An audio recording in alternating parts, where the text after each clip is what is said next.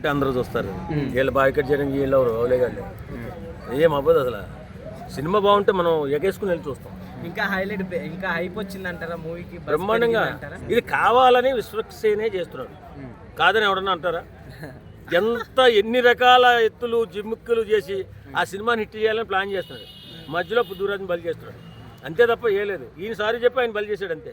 So పాపం పృథ్వీరాజ్ గారి పరిస్థితి ఏంటంటే ఏమని చెప్తారు? నిజంగా బలైపోయినట్టే నిజంగా పాపం ఆయన్ని కావాలని చేశారు. ఆరోగ్యం బాగాలేదండి, నిజంగా బాగాలేదు, కొంచెం గట్టిగానే అయింది.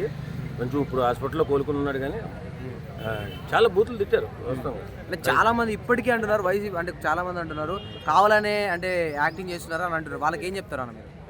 అదే చెప్తున్నాను కదా, ఆయన యాక్టింగ్ చేయలేదు. ఒక యూనియన్ జనరల్ సెక్రటరీగా నేను చెప్తున్నా, రాత్రి 3:40కి నాకు ఫోన్ వచ్చింది. 3:45 మధ్యలో నేను వెళ్ళి పరిస్థితిని సమీక్షించి అక్కడ ఉన్నటువంటి మా యూనియన్ సభ్యులందరూ కొంతమంది కూడా వచ్చారు.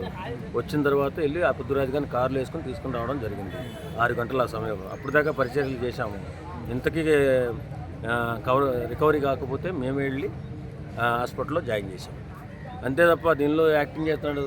ఇవన్నీ గాలి మాటలు గాలి కథలు చెప్తుంటారు. పృథ్వీరాజ్కి యాక్టింగ్ చేస్తే ఏమవుతుంది? ఇప్పుడు చింపదొచ్చే ఆయన ఏమండో మానేస్తాడా?